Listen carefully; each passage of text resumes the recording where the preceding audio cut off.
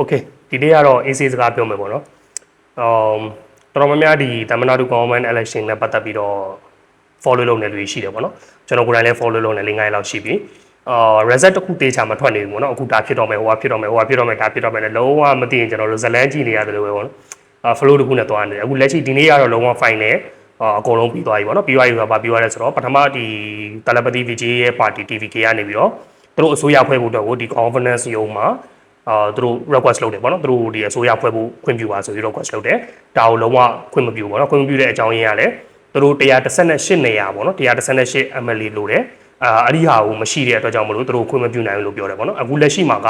118နေရာတွေမဟုတ်ဘဲနဲ့120နေရာမှာ VJ ခုလက်ရှိမှာ support ကြသွားတယ်ပေါ့နော် VJ ကသူကတီးတန့်ကိုသူက108နေရာနိုင်ထားတယ်ပေါ့နော်108နေရာနိုင်ထားတဲ့ပုံမှာနောက်ထပ်10နေရာလုံးနဲ့ဒီ10နေရာရမှအစိုးရဖွဲ့လို့ရမယ်ဆိုတဲ့အခြေအနေပေါ့နော်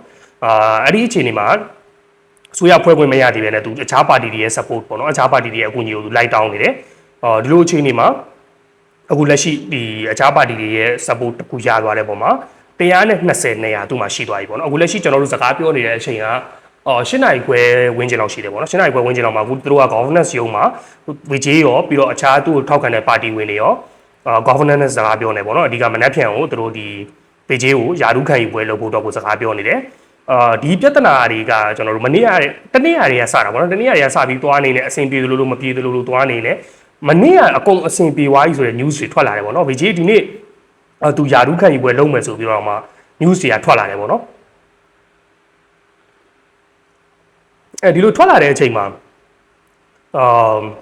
ဘာတွေဖြစ်လာလဲဆိုတော့ပထမထောက်ခံတယ်ပြောထားတဲ့ပါတီတချို့ကမထောက်ခံဘူးဆိုတဲ့ news တွေပြန်ထွက်လာတယ်အခုလက်ရှိ VJ ကကြတော့108နေရာပြီးတော့ Congress ကကြတော့9နေရာပြီးတော့အခုလက်ရှိ VJ ကိုအသစ်ထောက်ခံထားတဲ့ Communist Party နှစ်ခုကကြတော့2နေရာစီ4နေရာပြီးတော့ VCK Party နဲ့ Muslim Party တခုပေါ့နော် Muslim Party တခုကနေပြီးတော့2နေရာစီ4နေရာရှိတယ်ပေါ့နော်အဲ့4နေရာမနေ့ကမရဘူးမရတဲ့ဟာကိုသူတို့ကရပြီဆိုပြီး news တွေကနေပြီးတော့ဖြန့်ပြီးတော့VJ အဆင်ပြေသွားပြီပေါ့နော်ဒီနေ့သူကြီးဒီယာရုခံယူပွဲလုပ်မယ်တွေပါတယ်ဆိုပြီး news တွေအများကြီးတက်လာတယ်ဒီလိုအချင်းတွေမှာမနေ့ကအဲ့ဒီပြဿနာတွေအများကြီးတက်ပြီးတော့အဆင်ပြေသလိုလိုမပြေသလိုလိုတွေဖြစ်ပြီးတော့တော်တော်လေးတိုင်ပေါက်သွားတယ်ပေါ့နော်ပြီးတော့ညဘက်မှာနောက်ထပ်ဟာတာတစ်ခုပေါ့နော်ဟာတာတစ်ခုပါလဲဆိုတော့ ADMK ပါတီကလူတွေရောက်ပေါ့နော်ဒီဘေးကြီးကပါလဲဆိုတော့ကျွန်တော်တို့ခလေးတွေပြောသလိုမျိုးပေါ့ခလေးတွေသူတို့ရဲ့မုတ်ပြောက်ဝိုင်းဆိုပြီးတိုင်သလိုမျိုးသူ့ရဲ့ပါတီဝင်တယောက်ပျောက်သွားပါတယ်ဆိုပြီးတော့မင်းညသူအဲ့မှာမီဒီယာတွေရှိမှသူပွဲလုပ်တယ်ပေါ့နော်ပြောချင်တာ VJ ကသူ့ပါတီဝင်တယောက်ကိုမှားသွားပါတယ်ပေါ့အဲ့လိုပုံစံမျိုးသူပွဲလုပ်အဲ့ဒီပွဲကလည်းဟိုပြောမှဆိုကလင်ကကြစ်ပွဲဆိုတာတီဝါကြီးပေါ့နော်တီဝါကြီးဆိုတာသူပါတီဝင်နဲ့သူနဲ့ကိုယ်တိုင်လောက်ထားတဲ့တချို့ဗီဒီယိုကလစ်တွေအများကြီးတက်လာတယ်ပေါ့နော်အဲ့မှာတီဝါတယ်အဲ့ဒီကိစ္စတော့ကျွန်တော်တို့မပြောတော့အဲ့ဒါအလုံးဝဟိုပြောမှဆိုလို့ရှိရင်ဘောင်မွေနဲ့ဟာတာအခွက်တွေလောက်သွားတာပေါ့နော်ဒီဘေးကြီးမနေ့ကကွန်မြူနတီပါတီနှစ်ခုထောက်ခံပြီးတဲ့နောက်မှာကျွန်တော်တို့ဒီမွတ်စလင်ပါတီတစ်ခုနဲ့VCK နဲ့ကမထောက်ခံဘူးဆိုတဲ့သတင်းတွေထွက်လာပြီးတော့မနေ့ကညပြီးသွားပြီပေါ့နော်မနေ့ကညပြီးသွားတော့အခုဒီနေ့မှာဘာဖြစ်လာလဲဆိုတော့သူကထောက်ခံမလို့မထောက်ခံမလို့ဒီနေ့မနက်ပြောမယ်ပေါ့နော် VCK ပါတီကသူတို့ဒီနေ့မနက်ပြောမယ်ဆိုပြီးပြောထားတာဒီမွတ်စလင်ပါတီတစ်ခုကကြတော့သူတို့ကလုံးဝမထောက်ခံပါဘူးဆိုပြီးတော့စာတစ်ခုထွက်လာတယ်ပေါ့နော်ထွက်လာပြီးတဲ့နောက်မှာဒီနေ့မနက်လည်းဘာမှဟို update ဘာမှတစ်ခုမရှိနေဘူးပေါ့နော် update ဘာမှတစ်ခုမရှိနေဘူး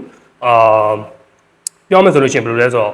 ့ဟိုထောက်ခံမလို့မထောက်ခံမလို့ election ပြန်လုပ်ရတော့မလို့ဒီ governance ကပဲအုပ်ချုပ်တော့မလို့ဒီလို news တွေတက်နေတာပေါ့နော်မနေ့ထဲကနေပြီးတော့ကျွန်တော်နေ့လယ်နောက်ပိုင်းတော့မှာဖြစ်လာလဲဆိုတော့ညနေ4 နာရီမှာ VCK ကနေပြီးတော့ဒီ TVK ပေါ့နော်တလပတိရဲ့ TVK ပါတီကိုထောက်ခံမထောက်ခံဆိုတော့သူတို့ကြေညာမယ်ဆိုပြီးပြောလာတယ်အဲ့ဒီအတိုင်းပဲသူတို့ကြေညာတယ်ပေါ့နော်သူတို့ထောက်ခံပါတယ်ဆိုပြီးကြေညာတယ်အဲ့ဒီခဏအတွင်းမှာပဲဘာဖြစ်လာလဲဆိုတော့ဒီ Muslim ပါတီကလည်းဒီ TVK ပါတီကိုထောက်ခံပါတယ်ဆိုပြီးတော့ကြေညာလိုက်တယ်ပေါ့နော်အဲ့တော့လူသားတော့နှစ်ခုနဲ့ဒါပေမဲ့4ခုရပါတယ်4ခု4နေရာရပါတယ်ပေါ့နော်4နေရာရပါတယ်ပုံမှာ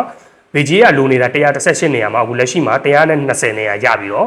့ဟိုလုံးဝသူအစိုးရဖွဲ့လို့ရတဲ့အနေအထားဖြစ်သွားပြီပေါ့နော်အဲ့ဒီအတွက်ကိုသူတို့အခုလက်ရှိဒီ governance ရုံးမှာအခုဒီ governor နဲ့တွေ့နေပေါ့နော်တွေ့ပြီးတော့သူတို့ဒီမနက်ဖြန်3:15လောက်ထင်တယ်အခုလက်ရှိသတင်းတွေရဆိုရင်3:15လောက်ကိုအစိုးရဖွဲ့ဖို့အတွက်ပြောရဲဆိုတဲ့အတန်တွေထွက်နေတယ်ပေါ့နော်ဒါပေမဲ့အစိုးရဖွဲ့မှာတော့တေချာပါပြီမနက်ဖြန်ဆိုတာကတော့အခုတေချာတယ်လို့တော့ news တွေထွက်နေပေါ့နော်ဒါပေမဲ့ဘာအခြေအနေလာအောင်မလဲတော့မသိဘူးဒါပေမဲ့အစိုးရဖွဲ့ဖို့ကတော့လုံးဝတေချာပါပြီအစိုးရဖွဲ့ဖို့လိုအပ်တဲ့ amount တခုရပါပြီဒီနေရာမှာကျွန်တော်တို့နိုင်ငံရေး role play ွားတာကဒီ governance တယောက်ပေါ့နော် governance တယောက်နဲ့ပြီးွားလို့ရှိရင်ပြီးွားရင်ဒီBJP ပါတီနဲ့ပေါင်းထားတဲ့ ADMK ကလူတွေပေါ့နော်နည်းနည်းတော့ play တော်တော်လေးကစားသွားတယ်ပေါ့နော်ပြီးတော့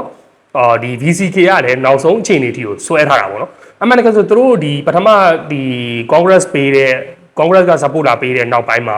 သူတို့ပေးလို့ရတယ်ပေါ့နော်ဘာမှအရောက်ဆွဲထားစရာမလိုဘူးပေါ့နော်သူတို့အနေနဲ့တိုင်မြင်ချက်ချင်းပြီးချက်ချင်းလုပ်ရဘာလို့လဲဆိုတော့ဒီ government ဖွဲ့တာလောက်အရေးကြီးတဲ့ဟာဘာမှမရှိနေဘူးပေါ့နော်ဒါပေမဲ့သူတို့ကဆွဲထားတယ်ဆိုတော့အဓိကအကြောင်းရင်းကလည်း DMK နဲ့သူတို့က alliance ဖြစ်နေတဲ့ပုံမှာ DMK ကသူတို့ခွင့်မပြုမှလည်းသူတို့ကကြောက်တာလားပေါ့နော်ဒါမှမဟုတ် DMK ကပဲကြိုးကိုင်းနေတာလားပေါ့ဒါမျိုးချင်နေတယ်လည်းရှိတယ်အဲ့ဒီတော့မှမနေ့ကဒီ communist party နှစ်ခုကရေးကိုထောက်ခံပြီးတော့မှမီဒီယာတွေကပါမေးလဲဆိုတော့ DMK ကခွင့်ပြုလို့လာတာလားဆိုရင်မေးလိုက်တယ်ပေါ့နော်မေးလိုက်တဲ့ပုံမှာဒီ communist party နှစ်ခုကလုံးဝတင်းသွားတယ်ပေါ့နော်တင်းပြီးတော့ဗာပြန်ဖြေလဲဆိုတော့ငါတို့ကတီးတန့်ပါတီပေါ့နော်တီးတန့်ပါတီဖြစ်တဲ့ပုံမှာငါတို့ DMK ကခွင့်ပြုပေးကြမလို့ဘူးငါတို့ဆုံးဖြတ်ချက်ငါတို့ချနိုင်တယ်ပေါ့နော်ပြီးတော့ငါတို့ကDMK နဲ့လည်းဆက်ရှိနေမှာဒါ VJ ကိုဒီထောက်ခံတယ်ဆိုတာကြတော့သူကဒီ BJP ဝင်လာမှာကိုကြောက်တယ်ပေါ့နော် BJP ဝင်လာမှာကိုကြောက်တယ်ဒီ governance အုပ်ချုပ်မှုလာမှာကိုလည်းသူကလက်မခံဘူးပေါ့နော်အဲဒီအတွက်ကြောင့်မို့လို့ VJ ကိုသူတို့ထောက်ခံတယ်ထောက်ခံတဲ့နေရာမှာလည်းသူတို့ကဒီဘယ်လိုပြောမလဲ condition မရှိဘူးပေါ့နော်ဟိုသူတို့ဒီယာရုပေးပါဟိုကပေးပါဒီကပေးပါဆိုတဲ့ဆုံးဖြတ်ချက်မရှိဘူးဟိုအသက်လို့ထောက်ခံတယ်ပေါ့နော်ပြောချင်တာအဲ့လိုပုံစံမျိုးနဲ့သူတို့ထောက်ခံတာဒီ VJ ရဲ့ဒီဟိုဟာတဲ့ကိုလာတာလားဆိုလို့ရှိရင်လည်းသူတို့အဲ့လိုမဟုတ်ပြန်ဘူးသူတို့ရဲ့ဟိုပြောတဲ့အချက်ကကြတော့ VJ အစိုးရဖွဲ့နိုင်အောင်သူတို့ကူညီတယ်ဆိုတဲ့ပုံစံလောက်ပဲသူတို့ကပြောတယ်ပေါ့နော်ဒါကတော့နောက်ပိုင်းဘယ်လိုတွေဖြစ်လာမလဲဆိုတော့ဆက်ကြည့်ရမယ်ဒါပေမဲ့လောလောဆယ်မှာ VJ က120နေရာရသွားပြီ120နေရာနဲ့သူအခုအစိုးရဖွဲ့တော့မယ်တော်တော်များများလောင်နေတဲ့လူတွေအတွက်လည်းအခုဒီဟာ news ကပျော်စရာဖြစ်လိမ့်မယ်ပေါ့နော်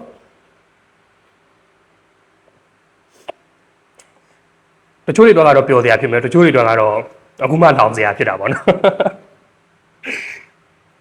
တချို့တွေကတော့လုံးဝ BJP fan တွေအကြီးစား BJP fan အကြီးစားကြီးတွေရှိတယ်မြန်မာနိုင်ငံမှာလေBJP fan အကြီးစားဆိုတော့မှကျွန်တော်လည်းသတိရလို့ဒီ BJP မှာကျွန်တော်အခုပေါ့နော်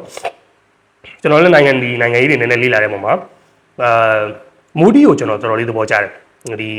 BJP ရဲ့ခေါင်းဆောင်ပေါ့နော်လက်ရှိအိန္ဒိယသမ္မတသူ့ကိုကျွန်တော်သဘောကျတယ်ဆိုတာ personal အရာပေါ့နော် personal အရာသူအရင်သဘောကျတယ်သူရဲ့ story လည်းကျွန်တော်ဗီဒီယိုတစ်ခုလုပ်ပြီးတင်ပေးမယ်ပေါ့နော်တင်ပေးမယ်ဆိုတော့သူ့ story လည်းတကယ်ကို motivation ပေါ့နော်လက်ဖေးရောင်းတဲ့လူတယောက်ကနေပြီးတော့အိန္ဒိယရဲ့သမ္မတဖြစ်လာတာပေါ့နော်သူ့ story ကတော်တော်လေး interest ဖြစ်ဖို့ကောင်းတယ်ပြီးတော့ကျွန်တော်ရဲ့အမြင်ပေါ့နော်မိုဒီဒီအိန္ဒိယကိုအုပ်ချုပ်ပြီးတဲ့နောက်ပိုင်းမှာအိန္ဒိယရဲ့တိုးတက်မှုလည်းအများကြီးကျွန်တော်တို့မြင်လာရတယ်ပေါ့နော်အဲ့တော့ဒီမိုဒီကိုကျွန်တော်တော်တော်လေးသဘောကျတယ်BJP ပါတီကလည်းလုံးဝ strong ပါတီပေါ့နော်ဒါကိုကျွန်တော်တို့အပြစ်မပြောဘူးဒါပေမဲ့ဒီ politics မှာကစားတာတွေတော့ကျွန်တော်သိမကြိုက်ဘူးပေါ့နော်ဒီအခုလက်ရှိသမ္မတတို့ဒီအစိုးရဖွဲ့နေရမှာဆိုသူတို့ရဲ့ကစားသွားတဲ့အကွက်တွေကိုအရင်ကြီးမြင်ရတယ်အရင်မြင်ရတာမယ်လူတယောက်ကတော့သိချင်မှသိမယ်ပေါ့နော်ဒါပေမဲ့နိုင်ငံကြီးလေးလှမ်းတဲ့လူတွေကတော့သိတယ်ဒီနေရာမှာ BJP ကစားရတယ်ဆိုတာလေဟုတ်လို့မျိုးဆိုတော့ဒီသမ္မတတို့မှာဘာလို့ BJP ကိုလက်မခံတာလဲဆိုတဲ့အကြောင်းအရာတွေလည်းအများကြီးရှိနေတယ်အဲ့ဒါကိုလည်းကျွန်တော်နောက်ပိုင်းကျရင်ပြောပြမယ်ပေါ့နော်ပြီးသွားလို့ရှိရင်အခုလက်ရှိမှာတော့ကျွန်တော်တို့ဒီ governance ရုံးကနေပြီးတော့မနက်ဖြန်3:15ကိုဒီ TVK ကိုတလပတိ VJ ကိုသူတို့ယာရုပေးဖို့အတွက်ယာရုခံယူပွဲလုပ်ဖို့အတွက်ကိုပြောထားတယ်လို့ပြောတယ်ပေါ့နော်နောက်တဲ့ update တွေကိုကျွန်တော်တို့မနက်ဖြန်ဆက်ပြီးတော့ပြောကြပါမယ်ဒီအခြေအနေကတော့တော်တော်လေးတော့ဘယ်လိုပြောမလဲ4-5ရက်လောက်စောင့်နေတဲ့ VJ fan တွေအတွက်ကတော့ဒီနေ့ကတော့ပျော်စရာနေ့ပေါ့နော်သမ္မတတို့မှာတော့ celebrate လုပ်နေကြပြီပေါ့နော်ပြာအိုးတွေဖောက်ကြဒီမုတ်တွေပေးကြပေါ့နော်မနေ့ကလည်းလုပ်တယ်မနေ့ကလည်းလုပ်တယ်ပေါ့နော်မနေ့ကဒီVJ governance ရုံးကိုသွားနေပြီသူမှဒီနိုင်ဟို C118 ခုနေရာရသွားပြီပါကြဆိုပြီးတရင်တွေထွက်ပြီးနောက်ပိုင်းဟို celebrate လုပ်ကြတာပေါ့နော်လုပ်ကြတော့လုပ်ပြီးတော့မှနောက်ဒါကြီးဘက်လောက်နေတော့မှမဟုတ်ဘူးဆိုတဲ့တရင်ထွက်လာတော့အဲ့မှာကြောင်နေပြောက်ကုန်အောင်ကုန်လုံးကျွန်တော်လည်းမနေ့က post တွေတင်တယ်VJ ပြီးသွားပြီနိုင်သွားပြီပါညာပေါ့နော်မတီးပြီးတော့မှမဟုတ်ဘူးဆိုတော့ဟာဘာလဲပေါ့လောကလူက shock တွေဖြစ်လို့ဟိုပေါ့နော်ဘယ်လိုပြောရမလဲနားနေအခက်ခံမဲ့အခက်တွေပေါ့နော် news channel 5ခုရှင်းတော့မှတစ်ခုကတစ်မျိုးတွေပြောနေတာအဲ့လိုပုံစံတွေဖြစ်ဒါပေမဲ့ဒီနေ့ကတော့တေချာသွားပြီပေါ့နော်ဒီနေ့ကအခုတေချာသွားပြီလုံးဝ confirm 100% လုံးဝ120နေရာရသွားပြီပေါ့နော်အခု confidence နဲ့တွေ့နေတယ်သူတို့မနက်ဖြန်နေ့လယ်3နာရီကျော်လောက်ကိုသူတို့ဒီယာရုခံယူပွဲလုပ်မယ်ဆိုတာလည်းတက်နေတယ်ပေါ့နော် okay နောက်တဲ့ video တစ်ခုမှကျွန်တော်တို့ပြန်တွေ့ပါမယ် see you